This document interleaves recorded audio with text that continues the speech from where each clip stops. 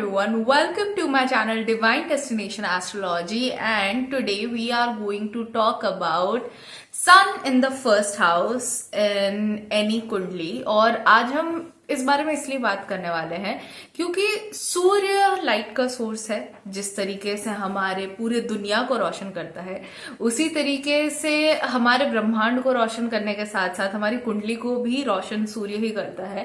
And with that being said, I thought कि why not make videos about each and every planet and कुंडली में जब भी वो बैठे होते हैं अपने आप में, तो वो किस तरीके का अफेक्ट देते हैं just by being in the लग्न और एनीवेयर एल्स, मतलब पोजीशन के हिसाब से। फिर हम साइंस के हिसाब से भी करेंगे and like there would be so many things that we can learn from astrology. तो all of it would be provided to you, all of these information would be provided to you on this channel only.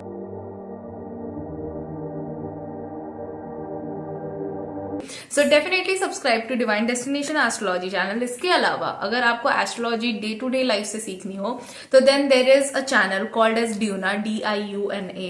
You can go to that channel and watch me actually putting astrology into daily life. तो मैं astro vlogging बोलती हूँ उसको, so that we can also learn while also doing vlogging in the videos. And इसके अलावा मेरा और एक चैनल तो है ही, the channel Ayushi, where I give feminine advices and basic life advices. So अगर आप उस तरीके का कंटेंट में इंटरेस्टेड हो तो आप वो भी चैनल जाके देख सकते हो। If you want consultations from me, so go to the description box below and click on the Indian consultation या फिर कंसल्टेशन वाला लिंक, एंड वहां पे आप अपने हिसाब से जो भी प्राइस पिच करना चाहते हैं वो प्राइस पिच करने के बाद मुझसे कंसल्टेशन ले सकते हैं, अगर वो प्राइस मैं अप्रूव कर देती हूँ तो। So you can get your consultation at your dream price. So with that being said, let's get started with the video. Sun is the source of light. Sun actually starts things, right, कि हमारे दिन की शुरुआत भी सूर्य करता है। तो अगर सूर्य पहले घर में आ गया है, मतलब कुंडली में भी वो एकदम प्राइम बन गया है, तो सूर्य जिसका पहले घर में होता है ना, वो इंसान भी अपने आप को उतना ही प्राइम तरीके से रखने की कोशिश करता है। उसे लगता है भाई दुनिया मेरे से शुरू होती है और मेरे पे खत्म होती है, और उसे चाहिए होता है कि सबके सब लोग जैसा मैं बोल रहा हूं, जैसा मैं बोल रही हूं वैसा करें, मेरी बात सुने, मेरे हिसाब से चले। और क्योंकि सूर्य जब पहले घर में होता है ना, तो चाहे जिस भी राशि में हो, वो उस राशि से रिलेटेड सबसे ज्यादा अच्छे तरीके से उस बारे में सोच सकता है। अब आप बोलोगे कि ये कैसे हो सकता है, अगर डेबिलिटेटेड सन हुआ तो अब वो इंसान बिजनेस और पार्टनरशिप के बारे में जैसे सोचेगा ना, हो सकता है आप नहीं सोच सकते। And that's where they lead, क्योंकि इवन दो वो डेबिलिटेटेड भी हो जाए, उसके बावजूद भी वो सूर्य है, वो लग्न में है, and it has its own importance. It's just that कि वो अपने पार्टनर की बात सुनेगा या फिर दूसरे लोगों की बात को सुन के सोच समझ के काम करने की कोशिश करेगा। बट अगर आप उसका बिजनेस देखो या फिर ये जाकर देखो कि अच्छा how they are managing relationships, they would be actually managing it really well. मतलब वो अगर रिलेशनशिप की बात कर ली जाए या फिर सोचो उनको अगर एक पार्टनर मिल गया जो उनका डिजायर्ड पार्टनर है और मतलब वीनस की प्लेसमेंट अच्छी हो गई, तो even that can work really well. तो ऐसे जरूरी नहीं है कि मतलब कोई भी प्लैनेट ऐसे ही अपने आप में काम करता है, सर्किट्स बने होते हैं। और जैसे सूर्य अगर लिब्रा में भी है तो फिर वीनस कहाँ जा रहा है, फिर वीनस जिस राशि में है वो कहाँ जा रहा है, तो that also defines a human. And specifically I actually use astrology more like a tool compare to कि अच्छा मैं बोल दूं कि अच्छा सन यहाँ है ना तो अब तुम लाइफ टाइम ऐसे ही रहोगे। इसके जगह मैं मतलब एस्ट्रोलॉजी को ना ऐसे यूज करती हूँ कि it's a way to put efforts really well. तो जहां पर भी आपका जो भी नक्षत्र, जो भी राशि राइज कर रही होती है, जहां पर भी जो चीज होता है, उस हिसाब से आप क्या कर सकते हो। तो अगर सन जिस भी राशि में है, मैं उस इंसान को बोलूंगी कि तुम उससे रिलेटेड काम कर लो, उससे रिलेटेड तुम मतलब अपने लाइफ को लगा दो। और कहीं ना कहीं से आपका लगना जिस भी राशि में होता है उस तरीके से आपकी लाइफ नॉर्मली तो लीड हो रही होती है, बट अगर आप उस एनर्जी को बेटर तरीके से लगा ले तो फिर वो आपको बहुत ऊपर भी लेके जा सकती है।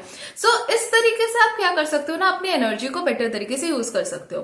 Now sun in the first house, I would not just tell you about the trades, क्योंकि वो तो आपको हर एक वीडियो में मिल जाएगा कि अच्छा सन इन फर्स्ट हाउस बहुत एरोगेंट होते हैं, इगोइस्टिक होते हैं, अपने हिसाब से सब कुछ करवाना चाहते हैं, दूसरों को ये बोलना चाहते हैं। That is always there, but I am someone who looks through the perspective of कि हम इसको यूज कैसे अच्छे से कर सकते हैं। मतलब अगर हमें सन फर्स्ट हाउस में मिल गया है तो इसका यूज केस क्या है, हम इसको किस तरीके से अपने लाइफ में यूज ऐसे कर सकते हैं कि हमें लगे कि अच्छा ठीक है, we have actually used our sun in the most best way. तो सबसे पहली चीज है डिसिप्लिन। सन जब लग्ना में होता है ना, उस चीज से रिलेटेड बातों में आपका डिसिप्लिन बहुत अच्छा होगा, आपका कह सकते हैं एक एक्शन ओरिएंटेडनेस बहुत अच्छा होगा, क्योंकि चाहे सन किसी भी राशि में हो, है तो वो फर्स्ट हाउस में, और फर्स्ट हाउस एरीज का मार्स का ही घर है, तो फिर भी उसके अंदर एक एक्शन ओरिएंटेडनेस रहेगा उस चीज से रिलेटेड, उस टॉपिक, उस थीम से रिलेटेड। तो वो इंसान ना उससे रिलेटेड अगर कोई काम कर ले या फिर उससे रिलेटेड कोई चीज में अपने आप को बढ़ाने की कोशिश करे तो बहुत अच्छे से बढ़ा पाएगा। जरूरी नहीं है कि हम हमेशा ना सबकी बात मान के चलने के लिए बने। हो सकता है सन केप्रिकॉन के साइन में हो, है ना, केप्रिकॉन झुकने वाली राशि है, पर वो मासेस को लेके चलने वाली भी राशि है। आप कुछ ऐसा भी कर सकते हो जिससे मासेस का भला हो सके, right. So sun being in the first house is actually making you a leader, to lead people, to think about that topic or the theme that the Rashi holds, and you know try to make your life better in that way। अब हो सकता है masses को lead करने के लिए आप किसी ऐसे चीज पे काम करो जो सभी की प्रॉब्लम हो, है ना। फिर अगर सन पाइसिस में है तो आप अपने ड्रीम्स में काम कर सकते हो। सन अगर you know there are so many things that you can do when sun is in the first house, but it's you who have to work on it।